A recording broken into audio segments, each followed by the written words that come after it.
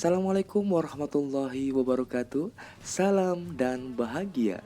Bapak Ibu guru hebat, jumpa lagi bersama saya Abdurrahman Subu SPD, guru mata pelajaran Pendidikan Jasmani, Olahraga dan Kesehatan di SDN 08 Duhiyada A, calon guru penggerak angkatan 7 Kabupaten Pohuwato.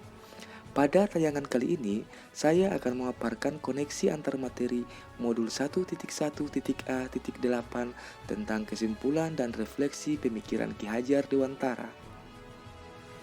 Bercerita tentang pendidikan di Indonesia memang tidak lepas dari sosok Ki Hajar Dewantara yang saat ini kita kenal sebagai Bapak Pendidikan Nasional. Mendengar nama beliau, seketika kita pasti teringat dengan semboyan beliau yang berbunyi Ingarso sung tulodo, ing madyo mangun karso, tuturi handayani. Yang jika kita maknai secara sederhana, semboyan ini memang sengaja diperuntukkan kepada kita, khususnya para guru, sebagai pemimpin pembelajaran yang sejatinya harus sedapat mungkin menuntun peserta didik dalam memperoleh pengetahuan serta mengelola pengetahuan itu guna memperbaiki taraf kehidupan dan penghidupan mereka ke arah yang lebih baik, sehingga menjadikan mereka manusia yang berdaya fungsi guna di tengah masyarakat, bangsa, dan negara. Ingarso sung tulodo memiliki arti di depan menjadi teladan. Sudah sepantasnya sosok guru harus dapat memberikan contoh atau teladan yang baik kepada seluruh peserta didiknya, sesama rekan guru, dan seluruh masyarakat sekolah. Ing madyo mangun karso, di tengah-tengah ikut membangun. Seorang guru haruslah mampu membangun semangat, menciptakan ide dan kreativitas, serta berkarya dan berinovasi dalam menciptakan ekosistem pendidikan yang baik. Tuturi handayani, di belakang memberi dorongan. Seorang guru haruslah dapat memberi dorongan, bantuan, motivasi, arahan, tuntunan, serta penyemangat kepada seluruh masyarakat sekolah dan lingkungan sekitarnya. Namun, pada kenyataannya, jika kita merenunginya sedikit lebih dalam, khususnya pada diri saya pribadi yang saat ini berprofesi sebagai guru, merasa masih belum sepenuhnya dapat mengamalkan isi nasihat dari semboyan Ki Hajar Dewantara ini. Terkadang kita beranggapan dengan menuntut peserta didik dalam menyelesaikan tugas dan mengikuti rangkaian pembelajaran sesuai petunjuk materi yang tertuang di buku siswa, serta memperoleh nilai yang bagus adalah target utama kita dalam menjalankan tugas sebagai guru. Ditambah lagi, tidak jarang kita sering mengupayakan kelas kita menjadi kelas yang tenang, hening, seolah-olah peserta didik terlihat disiplin dan patuh terhadap guru, dan berpikir dengan keadaan kelas seperti itu akan memudahkan kita untuk menyampaikan materi pelajaran. Namun, tanpa kita sadari, terkadang peserta didik merasa tidak memperoleh kebebasan, bahkan tertekan dengan segala pola pembelajaran yang membuat mereka tidak berkembang sesuai dengan kodrat dan segala potensi yang dimilikinya. Akhirnya, ini menjadi penyebab utama mereka menjadi tidak bersemangat atau kurang meminati mata pelajaran yang kita ampuh, atau semangat untuk belajarnya menjadi berkurang. Bahkan tidak sedikit dari mereka yang terlihat ingin memberontak akan keadaan dan melakukan hal-hal yang berseberangan dengan segala peraturan yang ada. Olehnya, setelah mempelajari modul 1.1 tentang refleksi filosofi pendidikan Ki Hajar Dewantara ini, sedikitnya lebih mengenalkan saya kepada makna pendidikan yang seutuhnya, di mana maksud pendidikan itu adalah menuntun segala kekuatan kodrat yang ada pada anak-anak, agar mereka dapat mencapai keselamatan dan kebahagiaan yang setinggi-tingginya, baik sebagai manusia maupun anggota masyarakat. Kita sebagai pendidik hanya dapat menuntun tumbuh dan hidupnya kekuatan kodrat yang ada pada anak-anak, agar dapat memperbaiki lakunya hidup dan tumbuhnya kekuatan kodrat anak.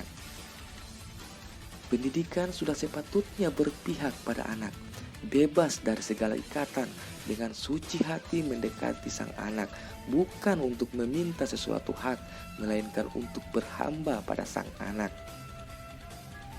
Anak bukan kertas kosong yang bisa digambar sesuai keinginan orang dewasa. Anak lahir dengan kekuatan kodratnya yang masih samar-samar, Tujuan pendidikan adalah menuntun, memfasilitasi, membantu anak untuk menebalkan garis samar-samar agar dapat memperbaiki lakunya untuk menjadi manusia seutuhnya. Sehingganya, hal ini yang mendorong saya untuk segera mungkin mengimplementasikan berbagai dasar pemikiran Ki Hajar Dewantara ini ke dalam aktivitas pembelajaran. Kegiatan pertama yang dapat saya lakukan adalah berupaya untuk lebih mengenal individu peserta didik.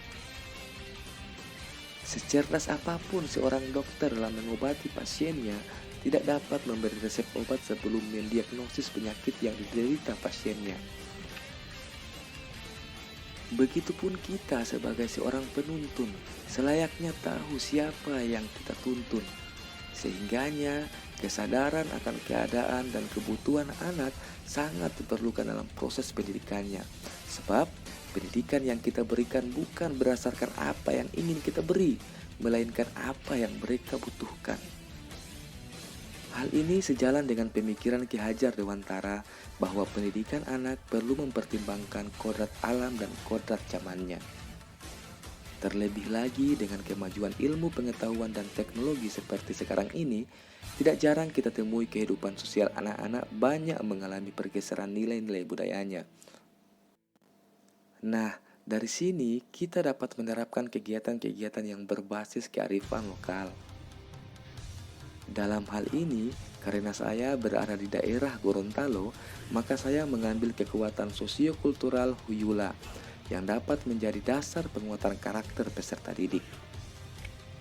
Huyula sendiri dikenal oleh masyarakat lokal Gorontalo sebagai istilah untuk kegiatan yang bersifat kegotong royongan.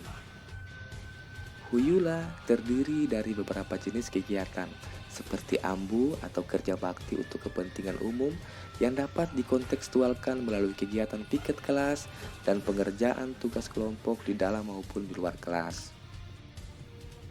Selanjutnya ada hileia atau kegiatan membantu tetangga yang terkena musibah. Kegiatan ini dapat dikontekstualkan melalui kegiatan rukun duka sekolah. Setiap ada warga sekolah yang mengalami kedukaan, dengan sukarela warga sekolah dalam hal ini murid, guru, warga sekolah lainnya memberikan sumbangan dalam bentuk materi seperti uang, beras, dan bahan pokok lainnya. Kegiatan ini bertujuan untuk meringankan beban warga sekolah yang berduka tersebut. Di samping itu, ada juga budaya Huyula Tiayo atau membantu seorang dalam urusan pribadi seperti menanam atau memanen padi.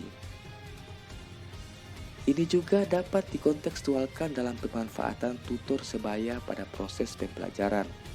Murid yang sudah mampu memahami materi dan mengerjakan tugas sesuai petunjuk dari guru, maka dibiasakan untuk dapat membantu temannya yang mengalami kesulitan dalam memahami sebuah materi dan penyelesaian tugas mandiri.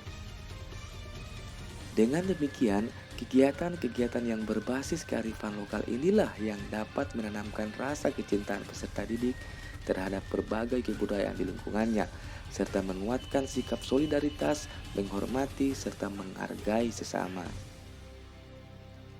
Dan yang terakhir yang dapat saya lakukan adalah menerapkan gagasan merdeka belajar, yakni proses pendidikan yang membebaskan guru dan murid untuk berekspresi, berinovasi, dan dapat menentukan pembelajaran yang bebas, aman, dan nyaman. Dalam hal ini, saya berupaya merancang pembelajaran yang kreatif, inovatif, dan menyenangkan dengan sepenuhnya melibatkan peserta didik sebagai pusat pembelajaran, menghargai setiap karakteristik belajar anak, serta memberikan mereka kebebasan dalam menyelesaikan setiap tugas sesuai dengan minat, bakat, dan kreativitasnya masing-masing. Dan tak lupa juga menyampaikan apresiasi terhadap setiap pencapaian anak agar mereka lebih termotivasi dalam belajar. Nah, Bapak Ibu guru hebat, demikian ulasan saya terkait koneksi antar materi modul 1.1.A.8, kesimpulan dan refleksi pemikiran Ki Hajar Dewantara. Terima kasih dan semoga bermanfaat. Wassalamualaikum warahmatullahi wabarakatuh. Tergerak, bergerak, dan menggerakkan. Salam dan bahagia.